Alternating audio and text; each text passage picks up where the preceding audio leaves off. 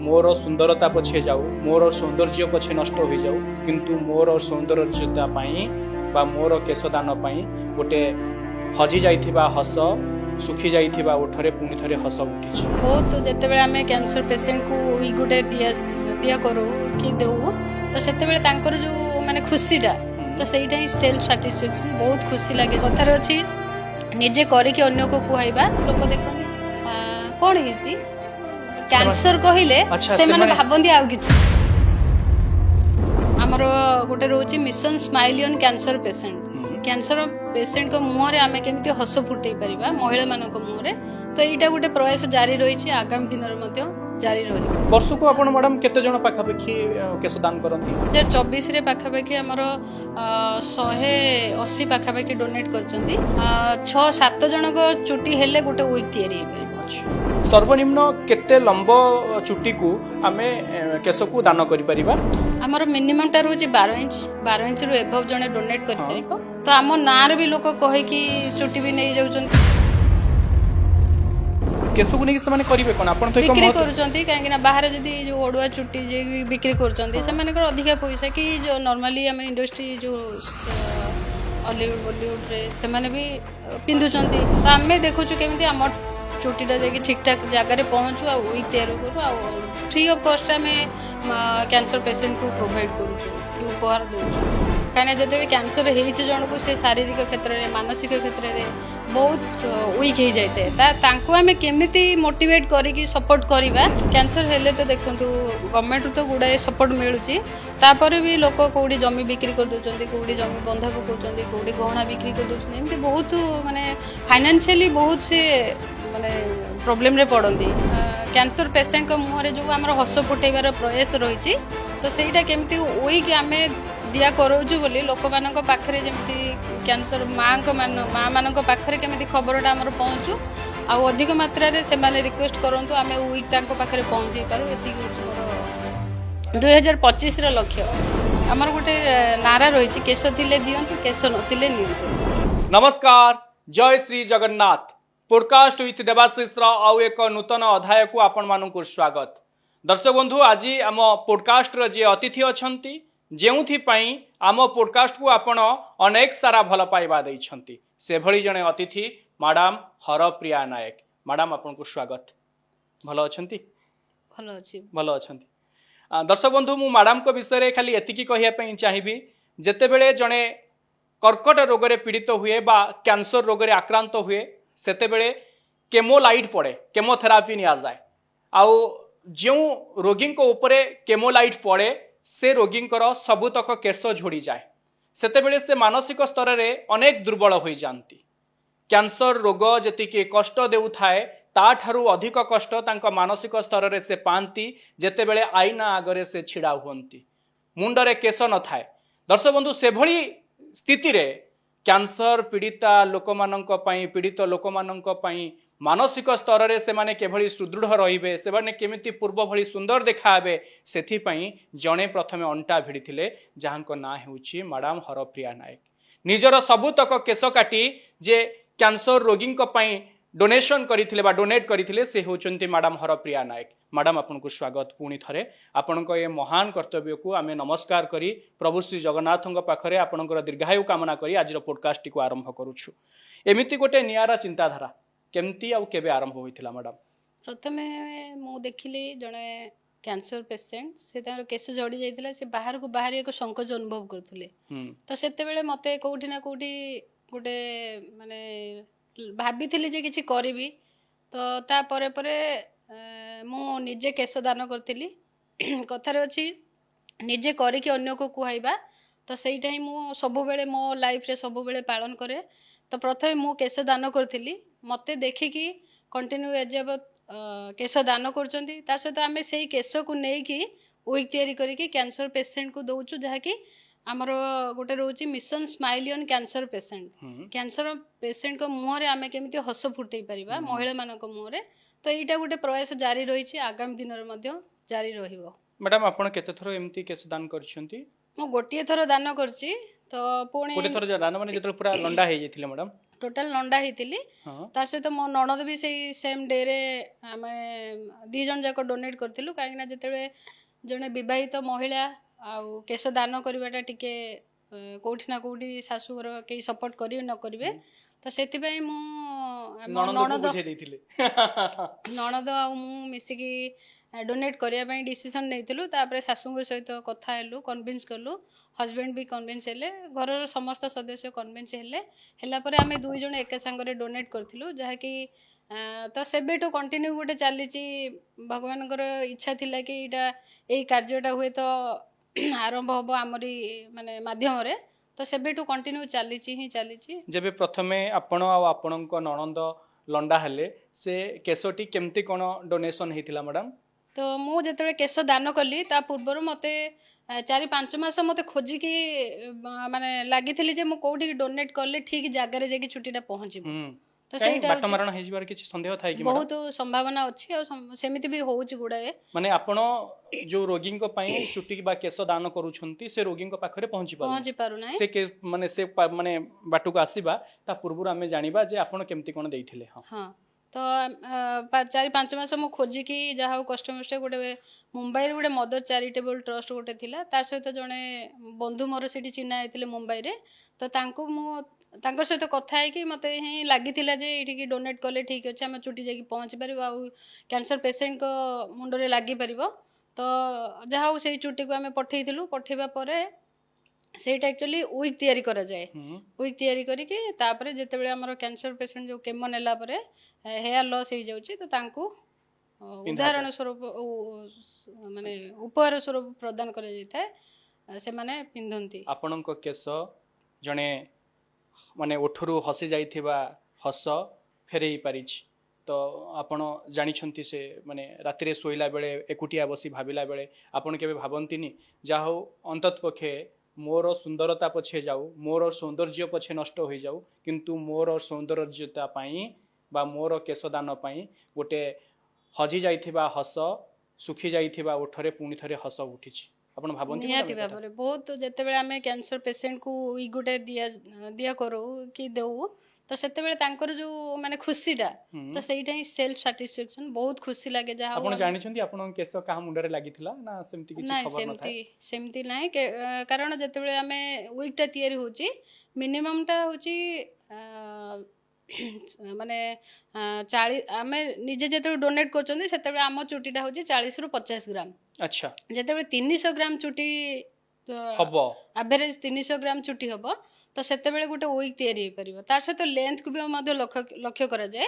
କିଏ 12 inch donate କରୁଛନ୍ତି, କିଏ 13 ଇଞ୍ଚ, କିଏ 14 ଇଞ୍ଚ, 15 ଇଞ୍ଚ। ତ ମାନେ ଆପଣ ସମ୍ପୂର୍ଣ୍ଣ ଲଣ୍ଡା ହେଇ ଦାନ କରିଥିଲେ ନା କାଟିକି ଦାନ କରିଥିଲେ? ନାଇଁ ଟୋଟାଲ ଲଣ୍ଡା ହେଇଥିଲି। ଆପଣ ତ ଲଣ୍ଡା ହେଇଥିଲେ, ଆପଣ ତ ମାନେ କେତେ ଗ୍ରାମ ହେଇଥିଲା ଆପଣଙ୍କ ଚୁଟି ମ୍ୟାଡାମ? ମୋର ସେଇ 50-60 ଗ୍ରାମ, କାହିଁକିନା ମୁଁ 18 ଇଞ୍ଚରୁ 20 ଇଞ୍ଚ ଡୋନେଟ୍ କରିଥିଲି। ଆଚ୍ଛା, ତ ଆମେ ଯଦି ଦେଖିବା ମିନିମମ୍ 6-7 ଜଣଙ୍କ ଚୁଟି ହେଲେ ଗୋଟେ ୱିକ୍ ତିଆରି ହେଇପାରିବ। ଆଚ୍ଛା, ତ ସେଇଥିପାଇଁ ତ ସମସ୍ତଙ୍କର ଚୁଟିକୁ ନେଇକି ତାପରେ ଚୁଟିରେ କ୍ୱାଲିଟି କ୍ୱାଣ୍ଟିଟି ସବୁ ଲକ୍ଷ୍ୟ କରାଯାଇ ଗୋଟେ ୱିକ୍ ତିଆରି କରିବାଟା ବହୁତ କାଠିକର ପାଠ। ମ୍ୟାଡାମ 6-7 ଜଣଙ୍କର କେଶ ମିଶି ଗୋଟେ ରୋଗୀ ପାଇଁ କେଶ ତିଆରି କରାଯାଉଛି, ତାର ପ୍ୟୁରିଫାଇ ଉପରେ କେତେ ପ୍ରାଧାନ୍ୟ ଦିଆଯାଏ? ନାଇଁ ଦିଆଯାଏ, କାହିଁକି ସମସ୍ତଙ୍କ କେଶ ତ ସମାନ ନଥାଏ।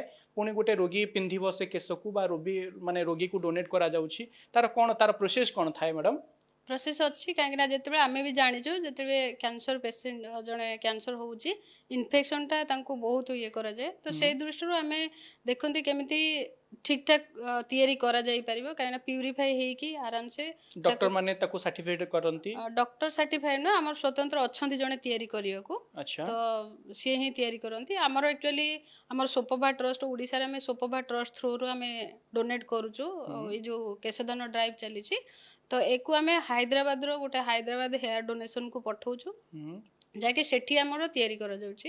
କାହିଁକିନା ଆମ ପାଖରେ ସେତିକି ପଇସା ନାହିଁ, ଆମକୁ ଜଣକୁ ରଖିକି ସ୍ୱତନ୍ତ୍ର ଆମେ କେଶ ତିଆରି କରି ତାକୁ ଡେଭଲପ କରି ଆଉ ଜଣକୁ ଦାନ କରିବା ପାଇଁ। ତ ସେଥିପାଇଁ ଫାଇନାନ୍ସିଆଲ ପ୍ରୋବ୍ଲେମ ଯେହେତୁ ରହୁଛି ଟ୍ରଷ୍ଟ ଥ୍ରୁରୁ, ତ ଆମେ ସେଠିକି ଡୋନେଟ୍ କରିଦେଉଛୁ। ଆମର ଯେତେବେଳେ ଦରକାର ହେଉଛି ଆମେ ତାଙ୍କୁ ହିଁ ୱିକ୍ ମାଗୁଛୁ, ରିକ୍ୱେଷ୍ଟ କଲେ ସେ ଆମକୁ ପୁଣି ୱିକ୍ ଦିଅନ୍ତି। ଆମେ ଓଡ଼ିଶାରେ, ଓଡ଼ିଶା ପାଇଁ ବି ସେଠୁ ମଗାନ୍ତି। ଓଡ଼ିଶା, ଝାଡ଼ଖଣ୍ଡ, ମୁମ୍ବାଇକୁ ବି ଏବେ ଜଷ୍ଟ ଦିଆହେଇଛି।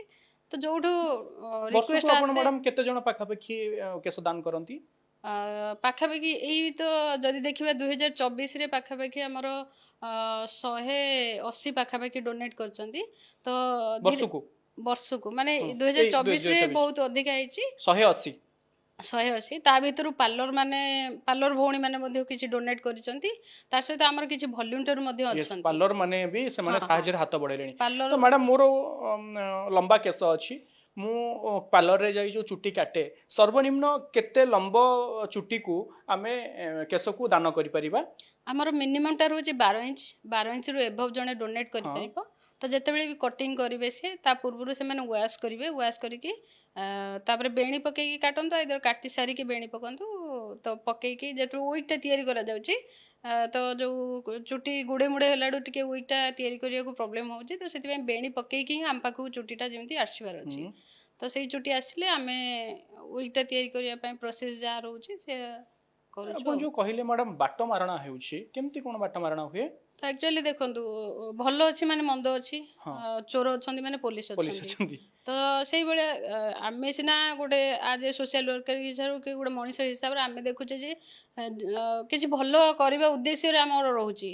ତ ଖରାପ ମାନେ କିଛି ବି ନିଜର ପେଟ ପୋଷିବା ପାଇଁ ମଧ୍ୟ ଏଇଭଳିଆ କରୁଛନ୍ତି। ଆମେ ବି ନିଜେ ଦେଖିଛୁ।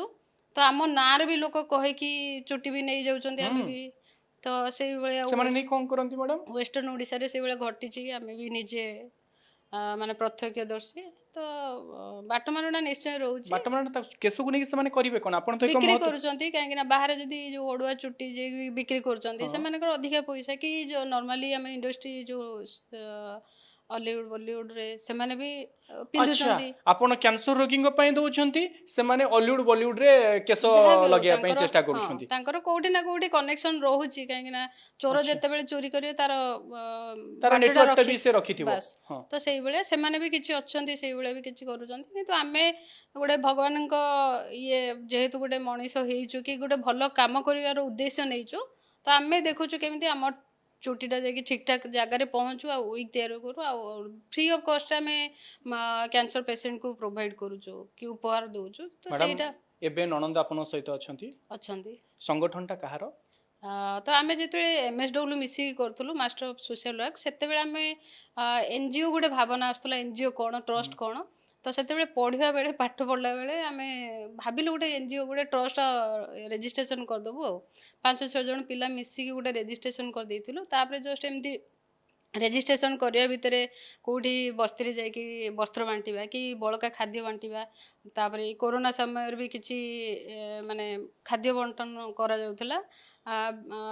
କୋଭିଡ ଆଉ ଯେଉଁ ମାସ୍କ ଫାକ୍ସ ଆୱାରନେସ୍, ଏମିତି ସବୁ କାମରେ ଆମେ ଯେହେତୁ ଗୋଟେ ଟ୍ରଷ୍ଟ କରିଛୁ, ତ ମାନେ ମାନେ ସୋସିଆଲ ୱାର୍କର ଯେହେତୁ, ତ ଯେକୌଣସି ମୁହୂର୍ତ୍ତରେ ଯାହା ବି ଆସେ ସବୁ କାମ କରୁ। ତା ସହିତ ଗଛ ମଧ୍ୟ ଲଗାଉଛୁ। ଏମିତି କଣ୍ଟିନ୍ୟୁ କାମ ଚାଲିଛି। ତାପରେ ଆମର ସୁପଭା ଟ୍ରଷ୍ଟ ତରଫରୁ ଆଉ ଗୋଟେ ମଧ୍ୟ କାମ ଚାଲୁଥିଲା, ଯାହାକି ଆମର ଯେଉଁ ସାନିଟାରୀ ନାପକିନ୍କୁ କଟନ ଭର୍ସେସ୍ ପ୍ଲାଷ୍ଟିକ୍, ତା ଭିତରେ କେମିତି ଆମେ ଆୱାରନେସ୍ କରିବୁ ଲୋକମାନଙ୍କୁ, ମାଆ ମାନଙ୍କୁ।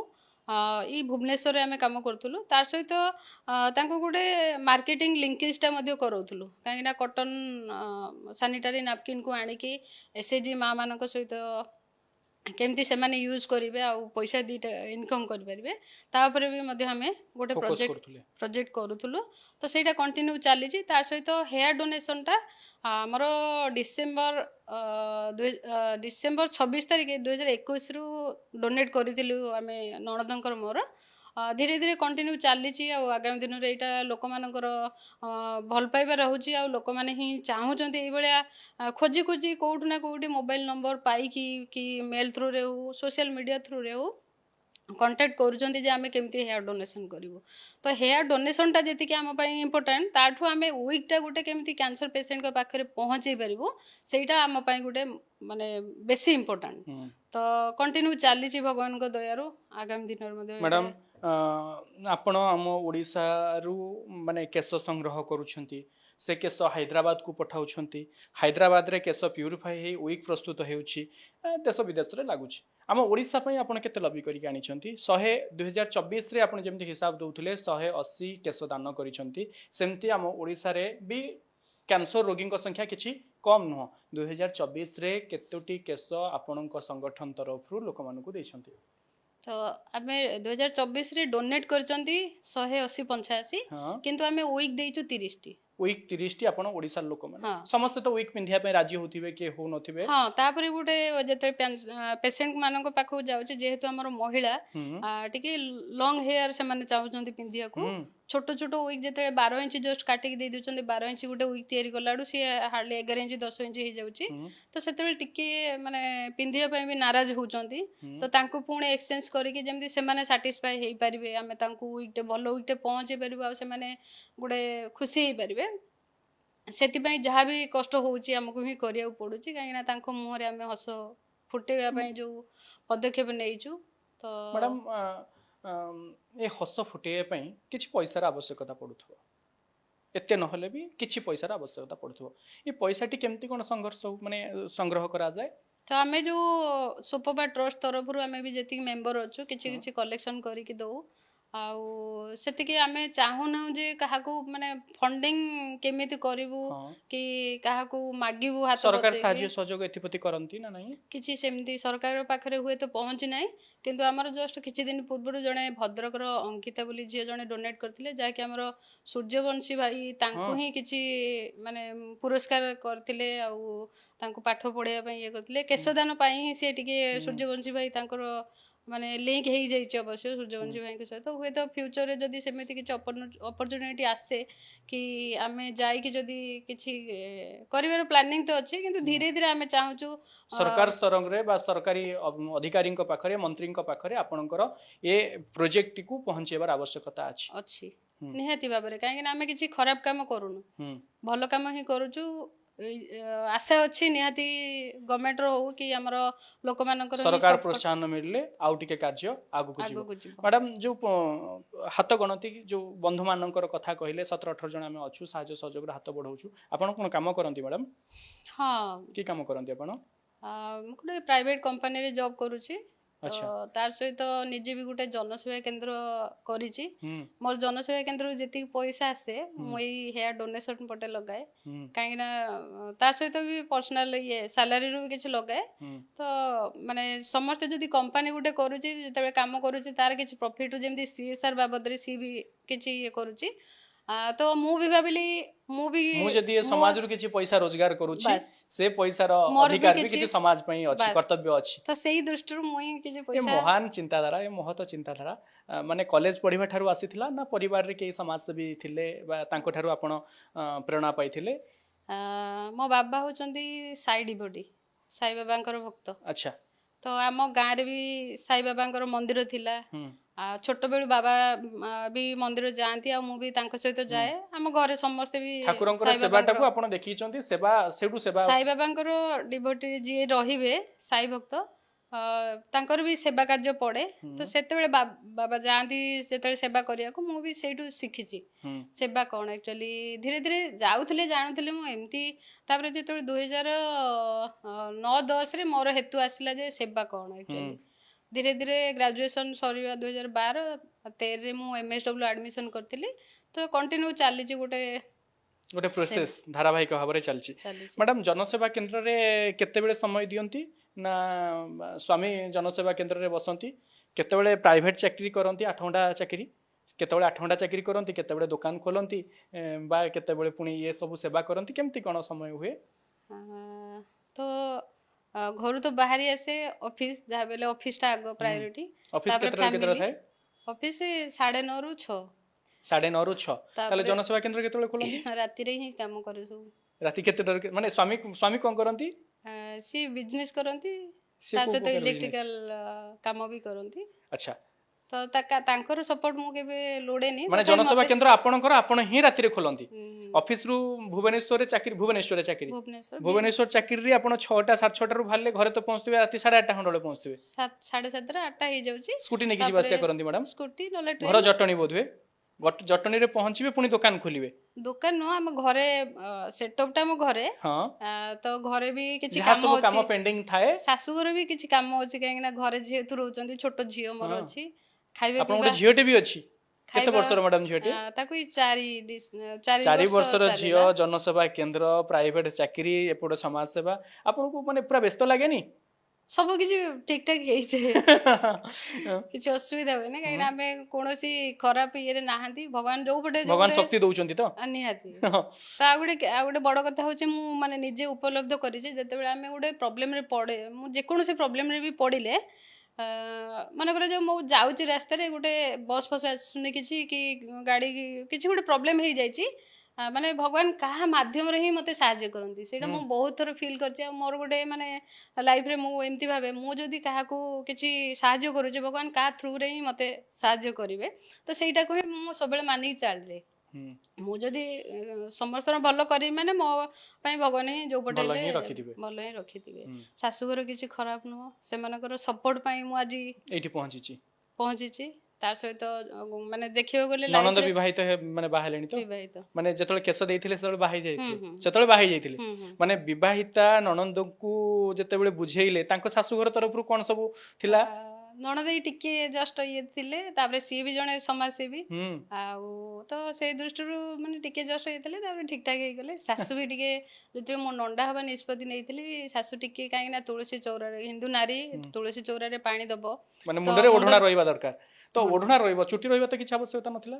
ନା ସେମିତି କିଛି ଅଛି ନିୟମ ଚୁଟିଟା ହିନ୍ଦୁ ନାରୀ ଗୋଟେ ଚୁଟି ନ ରହିଲେ କଣ ତ ଟିକେ ନାରାଜ ଗୋଟେ ମହତ ଉଦ୍ଦେଶ୍ୟରେ ଯଦି କିଛି ଦିନ ପାଇଁ ମାନେ ଦବା ପାଇଁ ପଡେ ତ ଅସୁବିଧା କଣ ମ୍ୟାଡାମ ହଁ ତାପରେ ଶାଶୁ ବୁଝି ଯାଇଥିଲେ ସମସ୍ତଙ୍କର ସପୋର୍ଟ ଅଛି ଆପଣ ଯେତେବେଳେ ନଣ୍ଡା ହେଇକି ପ୍ରଥମେ ନିଜକୁ ଅଇନାରେ ଦେଖିଲେ କେମିତି ଲାଗିଥିଲା ବହୁତ ଖୁସି ଲାଗିଥିଲା କାହିଁକି ନା ମୋ ଚୁଟିଟା ଆଉ କାହା ମୁହଁରେ ହସ ଫୁଟେଇବ ମାନେ ଆପଣ ଏଟା ସତ କହୁଛନ୍ତି ଯେତେବେଳେ ମାନେ କେମିତି କଣ ଯେତେବେଳେ କୋଉଠି ଲଣ୍ଡା ହେଲେ ଆପଣ ପ୍ରଥମେ ଘରେ ହିଁ ହଜବେଣ୍ଡ ଡାକି ଦେଇଥିଲେ ତାଙ୍କର ସାଙ୍ଗ କିଏ ଥିଲେ ସେ ମାନେ ଯୋଉ ଚୁଟି କାଟନ୍ତି ସେ ହିଁ ଆସିଥିଲେ ଆମ ଘରକୁ ଆଉ ନଣନ୍ଦଙ୍କର ମୋର 2 ଜଣଙ୍କର ଚୁଟି କାଟିଥିଲେ ଆଉ ତାପରେ ଆପଣ 2 ଜଣ ମାନେ ମିରର ଆଗରେ ଦେଖିଥିଲେ ନିଜକୁ ସ୍ୱାମୀ କଣ କହିଥିଲେ ଚିଡେଇଥିଲେ ସେଇଟା ତ ନିଶ୍ଚୟ ରହିବ ମାନେ ସପୋର୍ଟ ସମସ୍ତେ କଣ ମାନେ ହଜବେଣ୍ଡ ୱାଇଫ ରିଲେସନ ମାନେ କଣ ଆଗରେ ନ କହି ପାରିଲେ ବି ଭିତରେ ସପୋର୍ଟଟା ଥିବ କାହିଁକିନା ତାଙ୍କର ସପୋର୍ଟ ପାଇଁ ଆମେ ଆଗକୁ ବଢି ପାରୁଛେ ହୁଏତ ଯଦି ସେ ନା କହିଥାନ୍ତେ ମୁଁ କଣ ହୁଏତ ତାଙ୍କୁ ଆଉ ମାନେ ତାଙ୍କ କଥା ବାଧ୍ୟ କରିପାରିନଥାନ୍ତେ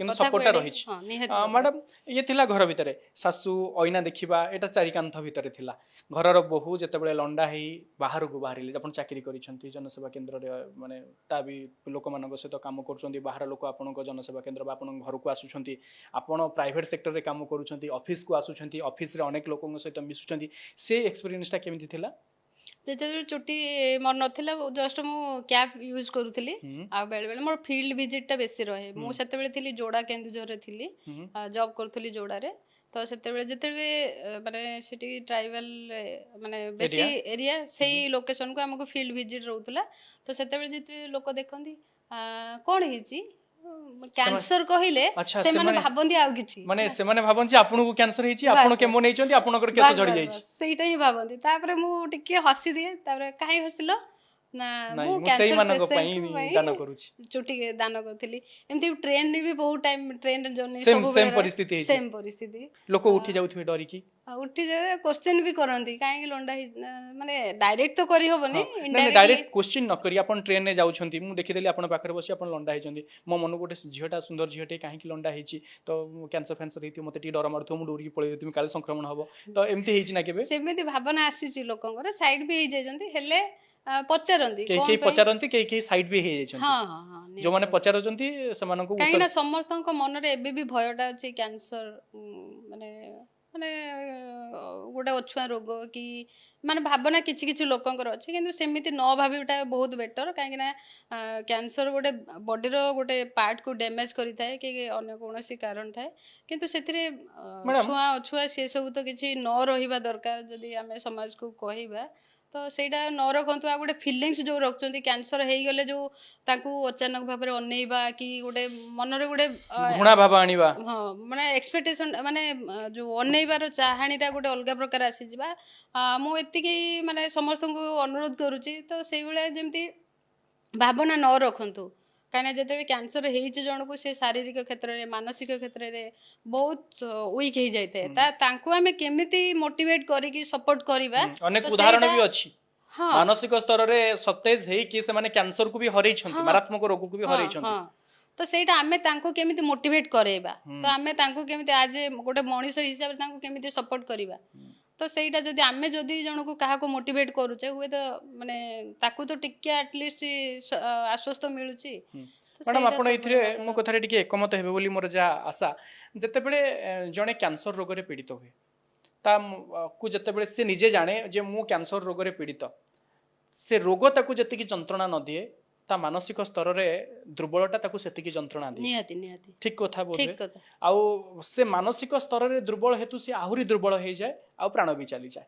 ତେଣୁକରି ଆପଣ ସେ ମାନସିକ ସ୍ତରକୁ ସତେଜ କରିବା ପାଇଁ ବା ମାନସିକ ସ୍ତରକୁ ସୁସ୍ଥ ରଖିବା ପାଇଁ, ମାନସିକ ସ୍ତରରେ ସୁସ୍ଥ ରଖିବା ପାଇଁ, ଖୁସି ରଖିବା ପାଇଁ, ଯେତେବେଳେ ଜଣେ କ୍ୟାନ୍ସର ରୋଗରେ ପୀଡ଼ିତ ହେଇଛି ତାକୁ ତ ଶରୀରର ଯନ୍ତ୍ରଣା ତାକୁ ବହୁତ ହଉଥିବ, ତା ଭିତରେ ଯେତେବେଳେ ସେ ଅଇନାରେ ଟିକେ ଦେଖି ଦେଉଥିବ ମାନେ ତାର ଚୁଟି ନଥିବ ତାକୁ ଆହୁରି କଷ୍ଟ ହଉଥିବ।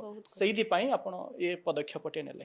ମୁଁ ଅତି ପାଖରୁ ଦେଖିଛି, କାହିଁକିନା ଆମର ଖୋଡ଼ି ହିସାବରେ ଜଣେ ଥିଲେ, ସିଏ ଯେତେବେଳେ ବାହାରକୁ ବାହାରନ୍ତି ମୁଣ୍ଡରେ ଷ୍ଟଲ୍ କି ଗାମୁଛା ଗୋଟେ ଗୁଡ଼େଇକି ବାହାରକୁ ବାହାରନ୍ତି, ଜଷ୍ଟ ବାହାରିବେ ପୁଣି ଘର ଭିତରକୁ ପଳେଇବେ। ଆଉ ତାଙ୍କର ଯୋଉ ମନରେ ଯୋଉ ଭାବନାଟା, ତ ସେଇଟା ହିଁ କଷ୍ଟ ମାନେ କଷ୍ଟଦାୟକ।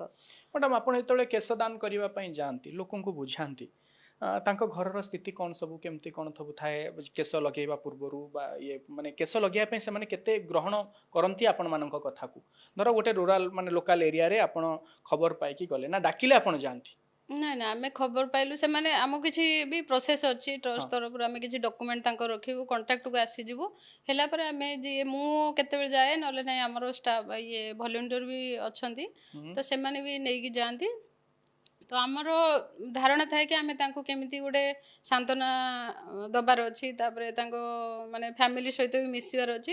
କ୍ୟାନ୍ସର ହେଲେ ତ ଦେଖନ୍ତୁ ଗଭର୍ଣ୍ଣମେଣ୍ଟରୁ ତ ଗୁଡ଼ାଏ ସପୋର୍ଟ ମିଳୁଛି, ତାପରେ ବି ଲୋକ କେଉଁଠି ଜମି ବିକ୍ରି କରିଦେଉଛନ୍ତି, କେଉଁଠି ଜମି ବନ୍ଧା ପକାଉଛନ୍ତି, କେଉଁଠି ଗହଣା ବିକ୍ରି କରିଦେଉଛନ୍ତି, ଏମିତି ବହୁତ ମାନେ ଫାଇନାନ୍ସିଆଲି ବହୁତ ସେ ମାନେ ପ୍ରୋବ୍ଲେମରେ ପଡ଼ନ୍ତି ଯେତେବେଳେ ଜଣେ କ୍ୟାନ୍ସର ହେଉଛି। ଆଉ କ୍ୟାନ୍ସର ସର୍ଭାଇଭରଙ୍କୁ ସେତିକି ତାପରେ ସପୋର୍ଟ ବି ଦରକାର। ଜଣେ ଯଦି ଆମେ ଦେଖିବା ଗୋଟେ ରୁରାଲ ଏରିଆରୁ ଗୋଟେ ଗାଁରୁ ଯେତେବେଳେ ଆସୁଛି, ସେ ମେଡ଼ିକାଲ ବିଷୟରେ ତାର ଆଟେଣ୍ଡାଣ୍ଟ ଜାଣିନାହାନ୍ତି, ତ କେମିତି ମାନେ କେଉଁଠିକି ଯିବା, କେଉଁଠି ଟ୍ରିଟମେଣ୍ଟ କରାଇବା କି କ'ଣ କରାଇବା, କେଉଁଠି ପରୀକ୍ଷା ହେବ, ଗୁଡ଼ାଏ ଇଏ ରହୁଛି। ମାନେ ଗଭର୍ଣ୍ଣମେଣ୍ଟ ଯେତିକି ଯାହା ସପୋର୍ଟ କରୁଛନ୍ତି ଫାଇନାନ୍ସ ହଉ କି ଅନ୍ୟ ତ ଆହୁରି ମଧ୍ୟ କ୍ୟାନ୍ସର ଉପରେ ଯଦି ଆହୁରି ଗଭର୍ଣ୍ଣମେଣ୍ଟ କିଛି ଡେଭଲପ୍ କରନ୍ତେ ମେ ବି ଆହୁରି ବେଟର ହୁଅନ୍ତା। ଯେଉଁମାନେ କେଶ ଦାନ କରିବା ପାଇଁ ଚାହୁଁଛନ୍ତି କ'ଣ ଆହ୍ୱାନ ଦେବା ପାଇଁ ଚାହିଁବେ? ଆମର ଗୋଟେ ନାରା ରହିଛି, କେଶ ଥିଲେ ଦିଅନ୍ତୁ, କେଶ ନଥିଲେ ନିଅନ୍ତୁ। କେଶ ଥିଲେ ଦିଅନ୍ତୁ, ନଥିଲେ ନିଅନ୍ତୁ। ହଁ, ଆଚ୍ଛା। ତ ଯେଉଁମାନେ ବି ଡୋନେଟ୍ କରୁଛନ୍ତି ସେମାନେ ତାଙ୍କ ସ୍ୱଇଚ୍ଛାରେ ଡୋନେଟ୍ କରୁଛନ୍ତି। ଆଉ ଯଦି ସେମିତି କାହାର ଭାବନା ଆସିନି ଯେ ଆମ ଚୁଟି କୁଆଡ଼େ ଯାଉଛି କି କ'ଣ କରୁଛି, ସେମାନେ ବିଶ୍ୱାସରେ ହିଁ ଦିଅନ୍ତି, ସେଇଟା ହେଉଛି ସବୁଠୁ ବଡ଼ କଥା। ସେମାନେ ବାଇ କଲ୍ ହଉ କି ଯେମିତି ସୋସିଆଲ ମିଡ଼ିଆରେ ହଉ କଣ୍ଟାକ୍ଟ କରନ୍ତି, ଆଉ ଆମେ ଡୋନେଟ୍ କରିବୁ। ଆମର ଯାହା ପ୍ରୋସିଜିଓର ଥାଏ ଅର୍ଗାନାଇଜେସନ୍ ତରଫରୁ, ଆମେ ତାଙ୍କୁ ସେଇ ଅନୁସାରେ ଡୋନେଟ୍ କରନ୍ତି। ସେଇ ଡୋନେଟ୍ କରିସାରିଲା ପରେ ତାପରେ ଆମେ ତାଙ୍କର ରେଜିଷ୍ଟ୍ରେସନ୍ ପ୍ରୋସେସ୍ ବି ଥାଏ। ତ ଏମିତି କଣ୍ଟିନ୍ୟୁ ତ ଚାଲିଛି, କିନ୍ତୁ ଏତିକି ଯେଉଁମାନେ ଡୋନେସନ୍ କରୁଛନ୍ତି ତାଙ୍କୁ ବି କହିବାର ଅଛି ଯେ ଆଗାମୀ ଦିନରେ ଆହୁରି ସେମାନଙ୍କୁ ଟିକେ ମାନେ ଯିଏ ବି ଜାଣିନାହାନ୍ତି ତାଙ୍କ ପାଖରେ ଏଇ କଥାକୁ ଟିକେ ପହଞ୍ଚାନ୍ତୁ। ତ ଏଇଟା ତ ଗୋଟିଏ କଥା, କିନ୍ତୁ ଆଉ ଗୋଟେ କଥା ହେଉଛି ଯେଉଁ ଆମର ଯେତେବେଳେ ମାନେ କ୍ୟାନ୍ସର ହେଉଛି, ତ ଆମେ ଯଦି 200-250 କି 300 ଏପର୍ଯ୍ୟନ୍ତ ହେୟାର ଡୋନେସନ୍ କଲେଣି ଲୋକ, କିନ୍ତୁ ଆମେ ଯଦି 30ଟା ଲୋକଙ୍କୁ ଆମେ ୱିକ୍ ପହଞ୍ଚେଇଛୁ, ତ ଏଇଟା ବି ଆମର ଗୋଟେ ରହିଯାଉଛି। ୱିକ୍ଟା ଓଡ଼ିଶାରେ ଆଭେଲେବୁଲ୍ ଅଛି ବୋଲି ଲୋକମାନଙ୍କ ପାଖରେ ସେତିକି ଖବର ପହଞ୍ଚି ଯାଉଛି, ପାଇ ବି ଯାଉଛନ୍ତି, ମାନେ ପାଇପାରୁନାହାନ୍ତି, ଖବର ପାଇପାରୁନାହାନ୍ତି। ଆଚ୍ଛା। ତ ଆମେ ବି ଚାହୁଁଛୁ କେମିତି ଆମର ଏ ପଡକାଷ୍ଟ ଦେଖିଲା ପରେ ବି ଲୋକ ଜାଣିବେ ଯେ ଓଡ଼ିଶା ପାଇଁ ୱିକ୍ ର ବ୍ୟବସ୍ଥା ଅଛି, ଯୋଗାଯୋଗ କଲେ ପାଇପାରିବେ। ମୋ କହିବା ମତରେ ଯେତିକି ପରସେଣ୍ଟରେ ଆମର ହେୟାର ଡୋନେସନଟା ହେଉଛି ସେଇ ଅନୁସାରେ ବି ଆମେ ଚୁଟି ଲଗେଇ ପାରିବା, ଦେଇପାରିବା। ୱିକ୍ଟା ସେତିକି ମାତ୍ରାରେ ଆମର ପହଞ୍ଚି ପାରୁନାହିଁ ଲୋକମାନଙ୍କ ପାଖରେ, ଖବରଟା ପହଞ୍ଚି ପାରୁନାହିଁ। ହୁଏତ ସୋସିଆଲ ମିଡ଼ିଆ ହଉ କି ଯେକୌଣସି ମାଧ୍ୟମରେ ହଉ। ମୁଁ ଗୋଟେ ଇଂରାଜୀ ଖବର କାଗଜରେ ଆପଣଙ୍କ ବିଷୟରେ ପଢ଼ିଥିଲି, ମୋର ଗୁରୁ କହିଥିଲେ ଆପଣଙ୍କ ସହିତ ଏକ ସାକ୍ଷାତକାର ନେବା ପାଇଁ, ମୋତେ ସୁଯୋଗ ବି ଦେଇଥିଲେ, ମୁଁ ସେ ସୁଯୋଗ ନେଇଥିଲି। ଆଉ ତାପରେ ଆଜି ହେଉଛି ଆପଣଙ୍କ ସହିତ ଦ୍ୱିତୀୟ ଥର ଆମର କଥାବାର୍ତ୍ତା ଏଇଠି। ଆଜ୍ଞା, ତ ମୁଁ ଏତିକି ରିକ୍ୱେଷ୍ଟ କରୁଛି, ଯାହା ବି ହେୟାର ଡୋନେସନ୍ ତ କଣ୍ଟିନ୍ୟୁ କରୁଛନ୍ତି ଆଉ ଚାଲିବ, କିନ୍ତୁ ଆମର କେମିତି କ୍ୟାନ୍ସର ପେସେଣ୍ଟଙ୍କ ମୁହଁରେ ଯେଉଁ ଆମର ହସ ଫୁଟେଇବାର ପ୍ରୟାସ ରହିଛି, ତ ସେଇଟା କେମିତି ୱିକ୍ ଆମେ ଦିଆ କରାଉଛୁ ବୋଲି ଲୋକମାନଙ୍କ ପାଖରେ ଯେମିତି କ୍ୟାନ୍ସର ମାଆମାନଙ୍କ ପାଖରେ କେମିତି ଖବରଟା ଆମର ପହଞ୍ଚୁ, ଆଉ ଅଧିକ ମାତ୍ରାରେ ସେମାନେ ରିକ୍ୱେଷ୍ଟ କରନ୍ତୁ ଆମେ ୱିକ୍ ତାଙ୍କ ପାଖରେ ପହଞ୍ଚେଇ ପାରୁ। ଏତିକି ହେଉଛି ମୋର ମ୍ୟାଡ଼ାମ 2025 ର 25 ଲକ୍ଷ୍ୟ। ର ଆହ୍ୱାନ। ମ୍ୟାଡ଼ାମ କେତେ ବୟସ ସୀମା ସେମିତି ଥାଏ କି କେଶ ଦାନ କରିବା ପାଇଁ? ସେମିତି କିଛି ନଥାଏ? ସେମିତି କିଛି ନଥାଏ। ଆମର ମିନିମମ୍ ଟା 12 ଇଞ୍ଚ ଚୁଟି। ହଁ। ତାପରେ ଆମେ 2025 ରୁ କିଛି ନୂଆ ଇନିସିଏଟିଭ ନେଇଛୁ ଯାହାକି 2025 ରୁ ଷ୍ଟାର୍ଟ କରିବୁ। ତ ଏକରେ ହେଉଛି ଆମେ ପ୍ରତ୍ୟେକ ଯେତିକି ବି ଆମର ପାର୍ଲର କଣ୍ଟାକ୍ଟ ଅଛନ୍ତି ତାଙ୍କୁ ଆମେ ଗୋଟେ ହେୟାର ଡୋନେସନ ପାଇଁ ଗୋଟେ ବକ୍ସ ଦିଆ କରାଇବୁ ଯାହାକି ସେଠି ଯିଏ ଆସିବେ ହେୟାର ଡୋନେସନ କରିବେ। ତା ସହିତ ଆମର କିଛି ଲିଫଲେଟ୍ ରହିବ ପଢିକି ଜାଣିବା ପାଇଁ। ବୁଝିଲି। ଇଏ ଗୋଟେ କଥା। ଦ୍ୱିତୀୟ କଥା ହେଉଛି କି ଆମର ଯୋଉ ଭଲ୍ୟୁଣ୍ଟର ମାନେ ରହୁଛନ୍ତି ତାଙ୍କୁ ବି ଆମେ କେମିତି ଗୋଟେ ଆଇ କାର୍ଡ ପ୍ରୋଭାଇଡ କରିବୁ କି ଗୋଟେ ଟି ସାର୍ଟ ପ୍ରୋଭାଇଡ କରିବୁ ଆଉ କିଛି ଯୋଉ ଭିଜିଟିଂ କାର୍ଡ ବି ମଧ୍ୟ ଦିଆ କରିବୁ ସେଇଟା ବି ମଧ୍ୟ ଆମର ରହୁଛି। ପ୍ରଚାର ପ୍ରସାର ପାଇଁ ଏସବୁ ଆପଣ ରୋଡମ୍ୟାପ୍ କରିଛନ୍ତି, ପୂର୍ବ ପ୍ରସ୍ତୁତି କରିଛନ୍ତି। ତ ତାର ସହିତ ଆମର ଯୋଉମାନେ ବି ହେୟାର ଡୋନେସନ କରୁଛନ୍ତି ତ ତାଙ୍କୁ ଆମେ ଗୋଟେ ଆପ୍ରିସିଏସନ ସାର୍ଟିଫିକେଟ ଡିଜିଟାଲ ମାଧ୍ୟମରେ ଏଥରକ 2025 ରୁ ଷ୍ଟାର୍ଟ କରିବୁ। କାହିଁକିନା ଏବେ କଣ୍ଟିନ୍ୟୁ ଆମେ ଫିଜିକାଲି ଦଉଥିଲୁ, ହାର୍ଡ କପି ଦଉଥିଲୁ, କିନ୍ତୁ ହାର୍ଡ କପିର ସମସ୍ତ ପାଖରେ କାହା ପାଖରେ ପହଞ୍ଚି ପାରୁଛି ନ ପାରୁଛି। ତ ସେଥିପାଇଁ 2025 ରୁ ଗୋଟେ ଷ୍ଟାର୍ଟ କରିବୁ ବୋଲି ପ୍ଲାନିଂ କରିଛୁ। ତ ତା ସହିତ ଆମର କେତେବେଳେ କେତେବେଳେ ପ୍ରୋଗ୍ରାମ ବି ମଧ୍ୟ କରାଯାଉଛି। ଯୋଉ ଯେମିତି ଆମର ରହୁଛି ବ୍ଲଡ ଡୋନେସନ କ୍ୟାମ୍ପ, ସେଇଭଳି ଆମେ ଚାହୁଁଛୁ ଓଡ଼ିଶାରେ ସବୁ ଜାଗାରେ ହେୟାର ଡୋନେସନ କ୍ୟାମ୍ପ ଗୋଟେ ହଉ। ତ ଆମେ ବି କ୍ୟାମ୍ପ କରିଛୁ ଆଉ ସଫଳ ବି ହେଇଛୁ 2-4ଟା। ତଥାପି ଏଇଟା କଣ୍ଟିନ୍ୟୁ ଚାଲିବ। ଆମେ ଫୋକସ୍ କରିବୁ ଆମର ଯୋଉ ଗାର୍ଲସ କଲେଜ ଅଛି କଲେଜ ମାନଙ୍କୁ ଫୋକସ୍ କରିବାର ଅଛି, ଯାଇକି ତାଙ୍କ ସହିତ ଆୱାରନେସ୍ କ୍ୟାମ୍ପ ସବୁ କରିବାର ଅଛି। ତ 2025 ର କିଛି ନୂଆ ନୂଆ ହେୟାର ଡୋନେସନ ଆଶା ନେଇ ଆପଣ ଆଗକୁ ଯାଉଛନ୍ତି। ପ୍ରଭୁ ଜଗତରନାଥ ଜଗନ୍ନାଥଙ୍କ ପାଖରେ ଆପଣଙ୍କୁ ପାଇଁ ଏତିକି ପ୍ରାର୍ଥନା କରୁଛୁ, ଆପଣ ଯେଉଁ ସବୁ ଏତେ ଗୁଡ଼ିଏ ସ୍ୱପ୍ନ ଦେଖିଛନ୍ତି, ଆପଣଙ୍କର ମନକୁ ଗୋଟେ ସଂକୀର୍ଣ୍ଣ ଗଣ୍ଡି ଭିତରେ ଆବଦ୍ଧ ନ କରି ବିଶାଳ ହୃଦୟ ବା ଉଚ୍ଚାଭିଳାଷର ପରିଚୟ ଦେଇଛନ୍ତି। ଅନେକ ଗୁଡ଼ିଏ ସ୍ୱପ୍ନ ଦେଖିଛନ୍ତି, ସମାଜକୁ ନେଇ ସ୍ୱପ୍ନ ଦେଖିଛନ୍ତି। ମହାପ୍ରଭୁ ଆପଣଙ୍କୁ ଆଶୀର୍ବାଦ କରନ୍ତୁ, ଘଣ୍ଟ ଘୋଡ଼େଇ ରଖନ୍ତୁ ଏବଂ ସେତିକି ଶକ୍ତି ଦିଅନ୍ତୁ ଏ କାମ ସୁରୁଖୁରୁରେ କରିବା ପାଇଁ। 2025 ଆପଣଙ୍କ ପାଇଁ ସୁଖମୟ ହେଉ, ମଙ୍ଗଳମୟ ହେଉ, ଏହା ପ୍ରାର୍ଥନା କରି ଆଜିର କାର୍ଯ୍ୟକ୍ରମକୁ ଏଇଠି ରଖୁଛୁ। ନମସ୍କାର। ନମସ୍କାର, ଧନ୍ୟବାଦ।